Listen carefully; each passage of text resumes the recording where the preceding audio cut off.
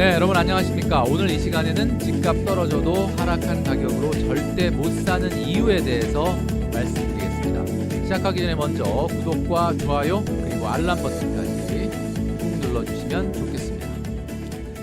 자, 2022년도가 얼마 남지 않았는데 집값 과연 떨어질까? 많은 분들이 이제 궁금해하는 내용 중에 하나입니다. 자, 제가 그 2014년도부터 2016년까지 그 RTN 부동산 TV라고 케이블 TV에서 부동산 고민 이런 것들을 이제 상담하는 그런 프로그램을 진행을 했었는데, 근데 제가 참 기억에 남는 거는 뭐 몇 개월 간격으로 계속 전화를 하시는 분이 있습니다. 근데 그런 분의 특징이 뭐냐면 지난번에 사라고 얘기했는데 못 샀는데 지금이라도 살까요? 이렇게 물어보십니다. 그래서 지금이라도 그 가격대에 그 정도면 사라 이렇게 말씀을 드려도 알겠다라고 하고 또 몇 개월 있다가 또 전화를 하셔가지고 그때 사실 못 샀는데 지금이라도 살까요? 이렇게 또 물어보십니다. 자, 제가 멘토링하고 있는 많은 젊은이들 중에도 보면 제가 집을 그 가격대에 사라라고 이제 조언했던 경우가 많이 있는데, 또 얼마 지나지 않아서 사실은 못 샀는데 지금이라도 살까요? 라는 것을 계속 반복적으로 질문하는 사람이 많이 있습니다. 자, 그러니까 집을 못 사는 경우가 대부분 어떤 결정을 잘 못 짓는 그런 경우가 되게 많다라는 거죠. 자, 시장을 우리가 이해해야만 내년의 집값을 우리가 파악을 할 수 있을 텐데, 제가 이제 경부고속도로를 이렇게 타고 올라오다 보면은 그 톨게이트, 서울 톨게이트 좀 지나면 이렇게 큰 교회가 있습니다. 거기에 이렇게 플랜카드가 걸려져 있어요. 그 내용이 뭐냐 이거 보니까 확대해 보니까 해석돼야 해결됩니다 이렇게 써 있더라고요. 맞습니다. 상황이 해석이 돼야만 내가 어떤 결단을 할 수가 있죠. 도대체 지금의 가격이 이해가 안 간다라고 하면 어떤 액션도 취할 수가 없다라는 겁니다. 자, 지난 영상에서 제가 한번 말씀드렸죠. 정부는 지금 억울하다. 우리가 뭘 잘못했길래 왜 집값 오른 것이 왜 우리가 욕을 먹어야 되느냐.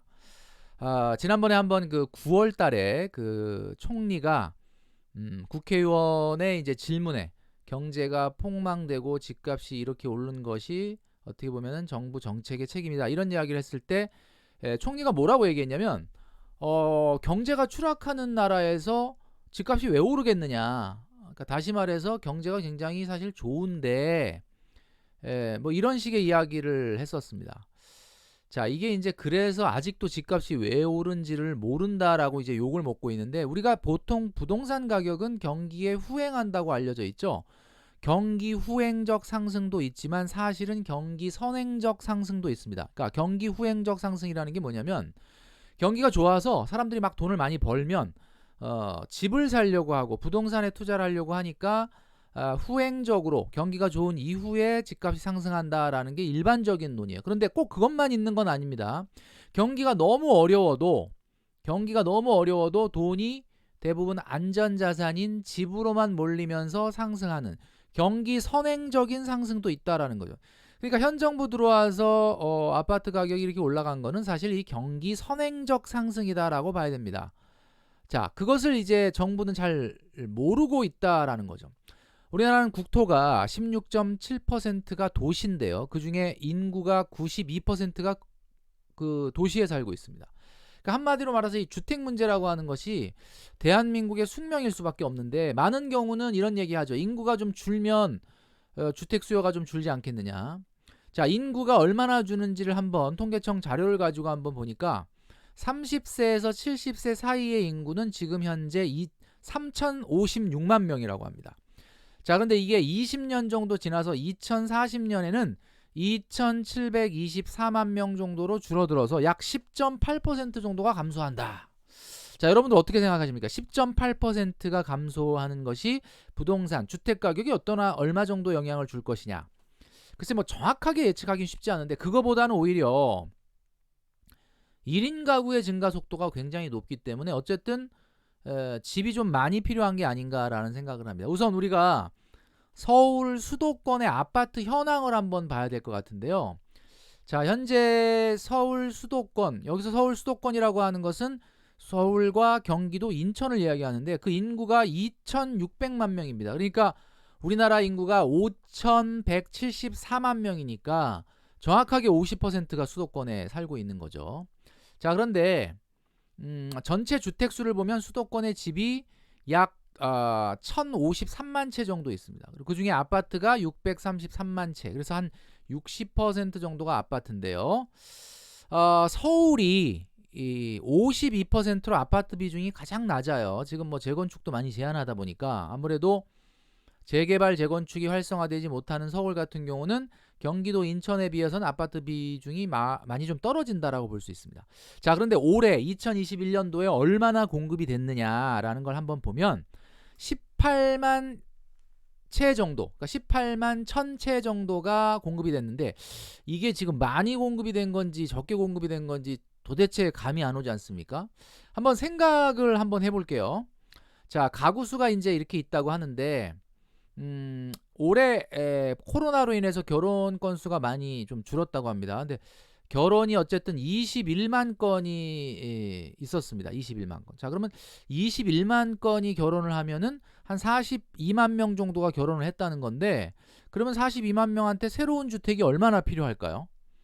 모든 사람들이 다 부모님하고 있다가 결혼을 해서 독립하는 건 아니니까 21만 채가 필요하지는 않을 것 같고, 뭐 최소한 절반 정도인 10만 채 정도는 필요하지 않을까라는 생각이 듭니다. 자, 그 다음에 올해 이혼이 10만 6천 건이 있었습니다. 야, 그러니까 우리나라가 지금 이혼 21만 건 하면 한 절반은 또 이혼하네. 결혼한 분들 중에 절반이 이혼한다는 뜻은 아니지만 결혼 건수, 1년의 결혼 건수의 절반만큼 이혼 건수가 있네요. 자, 이렇게 되면 또 한 5만 채 정도는 또 새롭게 집이 또 필요하겠죠. 그 다음에 아까 말씀드렸던 것처럼 1인 가구가 올해만 새롭게 독립한 것이 49만 건 정도가 됩니다. 그러니까 새롭게 1인 가구가 증가한 게 49만 건이라는 거죠. 그러면 이거는 당연히 49만 채가 필요합니다. 그죠? 근데 이제 뭐 이것만 있는 건 아니죠. 뭐 사망자가 또 한 31만 명 있으니까 사망하면서 집이 필요 없게 된 경우가 있겠죠. 물론 뭐 가족이 있는 상태에서 배우자를 남기고 유가족을 남기고 사망했다 그러면 뭐 그렇지 않겠지만 어쨌든 이런 통계들을 이렇게 종합해 보면 전국에 연간 70만 채 정도는 공급이 필요하다라는 결론이 나옵니다. 그러면 절반인 수도권에는 아무리 안 돼도 한 35만 건 정도는 돼야 소위 말하는 이제 똔똔이가 되는 거죠. 그런데 올해도 18만 건 정도밖에 공급이 안 됐고 내년에는 이거보다 조금 더 작을 수도 있다는 지금 예측이 나오거든요. 자, 그러니까 일단 수요와 공급 면으로만 보더라도 일단 아파트 주택 가격이 좀 상당히 상승 압력을 받을 수밖에 없는 그런 구조다라는 겁니다. 자, 그런데 제가 이제 지난 영상을 통해서도 말씀드렸지만 사실 이런 수요 공급보다도 더 중요한 게 풀려있는 통화량 증가라고 그랬는데, 자, 오늘 한국은행의 그 홈페이지를 보니까 지금 3,544조예요, 통화량이.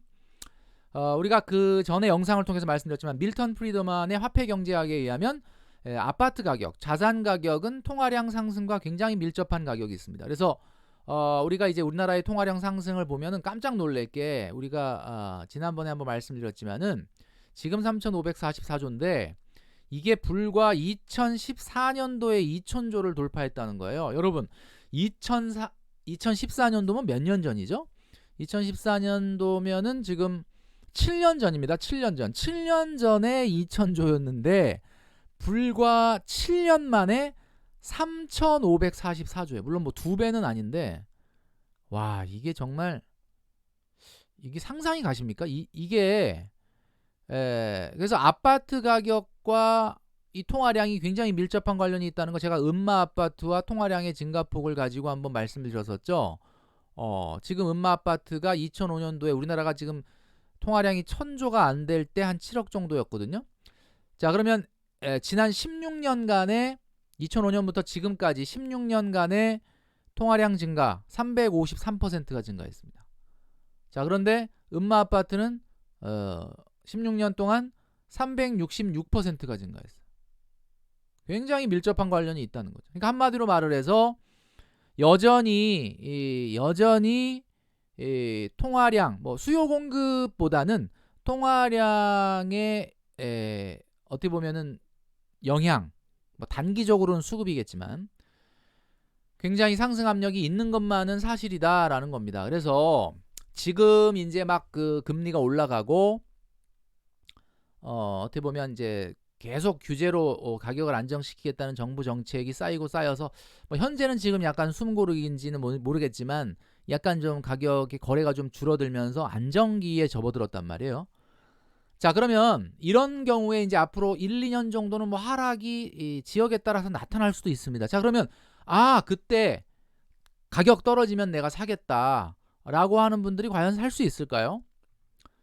자, 지금 이런 화폐적인 현상이 언제 끝날 거냐라고 하는 것은 저는 좀 회의적인 게, 지금 우리나라의 이 예산 규모를 보시면은 불과 5년 전에 380조 대 예산이었거든요.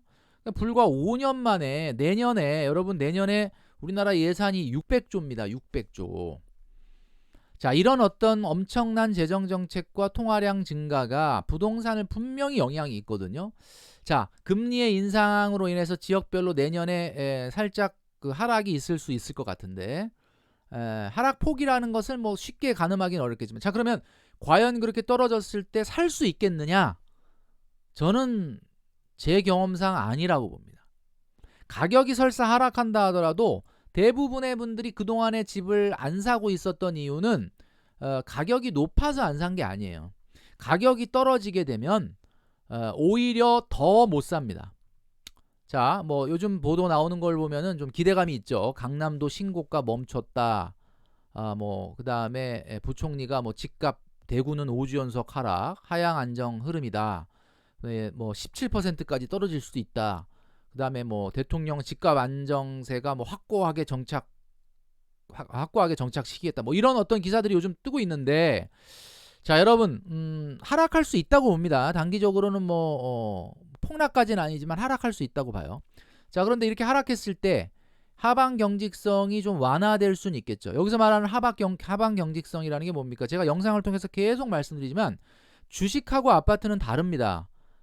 주식은 어떻게 보면은 상황 변화에 따라서 내가 오늘 샀다가도 내일 팔 수 있기 때문에 가격의 하방 경직성이 굉장히 약하다라고 볼 수 있는데, 집이라는 건 우리나라가 거의 85%가 1가구 1주택이거든요.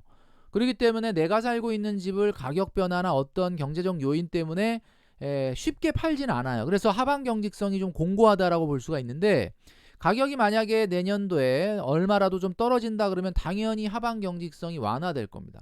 지금 워낙 집값이 높으니까 하방 경직성이 좀 완화되어 있는 건 사실이에요. 왜냐하면 하락에 대한 공포감이 있거든요. 자, 그런데 분명한 거는 지금까지 계속 집을 사지 못하고 있었던 분들의 특징은 대체적으로 가격에 대한 부담보다는 하락에 대한 부담이 더 컸을 거다. 그러니까 한마디로 말해서 왜 떨어지면은 집을 못 사냐면요, 더 떨어질까봐 못 사는 거예요. 지금 제가 만나본 분들, 또 제가 어드바이스를 이렇게 그동안 했던 분들을 보면 집을 왜 못 사느냐, 집을 샀다 떨어지면 어떡하지? 이런 생각 때문에 못 사는 거예요. 자, 그런데 여러분, 제가 말씀드렸지만 집이라는 것은 15년을 놓고 보는 겁니다. 물론 내년에 집값이 조금 떨어졌을 때 살 수 있다면 굉장히 좋죠.